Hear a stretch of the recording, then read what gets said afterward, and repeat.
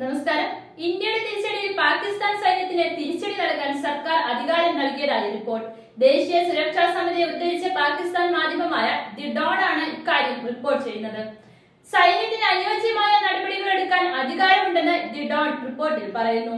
ഇന്ത്യയുടെ വ്യോമാക്രമണങ്ങൾക്ക് പാകിസ്ഥാൻ തിരഞ്ഞെടുക്കുന്ന സമയത്തും സ്ഥലത്തും രീതിയിലും സ്വയം പ്രതിരോധം എന്ന നിലയിൽ മറുപടി നൽകാനുള്ള അവകാശം നിക്ഷിപ്തമാണെന്ന് ദേശീയ സുരക്ഷാ സമിതി പറഞ്ഞു. UN ചാർട്ടറിന്റെ ആർട്ടിക്കിൾ 51 പ്രകാരം പാകിസ്ഥാന്റെ ജീവൻ നഷ്ടപ്പെട്ടതിനും അതിന്റെ പരമാധികാരത്തിന്റെ നഗ്നമായ ലംഘനത്തിനും പ്രതികാരം ചെയ്തതായി തിരിച്ചടിക്കാൻ പാകിസ്ഥാന് അവകാശമുണ്ടെന്ന് NC പറഞ്ഞു. ഇന്ത്യ അടിച്ചേൽപ്പിച്ച ഈ യുദ്ധത്തിനെതിരെ ശക്തമായി പ്രതികരിക്കാൻ പാകിസ്ഥാന് എല്ലാ അവകാശമുണ്ട് എന്നും തങ്ങൾ ശക്തമായ മറുപടിയാണ് നൽകാൻ പോകുന്നതെന്ന് പാകിസ്ഥാൻ പ്രധാനമന്ത്രി ഷഹബാസ് ഷെരീഫ് പറഞ്ഞു.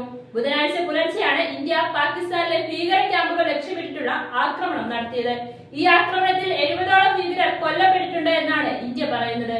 ഇതിന് പിന്നാലെ നിയന്ത്രണ രേഖയിലെ വെടിനിർത്തൽ ലംഘിച്ച് പാകിസ്ഥാൻ ആക്രമണം നടത്തിയിരുന്നു.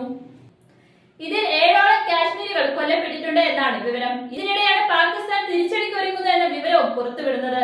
അതേസമയം ഇന്ത്യ നടത്തിയ ഓപ്പറേഷൻ സിന്ദൂരിൽ പാകിസ്ഥാൻ സൈന്യത്തിന് വലിയ നാശനഷ്ടങ്ങൾ സംഭവിച്ചതായി പ്രതിരോധ വൃത്തങ്ങൾ അറിയിച്ചു.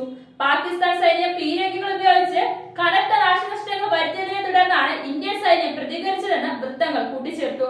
1971 യുദ്ധത്തിന് ശേഷം ആദ്യമായാണ് 3 സേനകളുടെയും സംയുക്തമായ ഓപ്പറേഷൻ നടത്തുന്നത്. പാകിസ്ഥാൻ, പാക് അധീന കാശ്മീർ എന്നിവിടങ്ങളിലെ ഭീകര കേന്ദ്രങ്ങളിൽ പുലർച്ചെ 1:44 ഇന്ത്യൻ സൈന്യവും നാവികസേനയും വ്യോമസേനയും ആക്രമണം നടത്തി.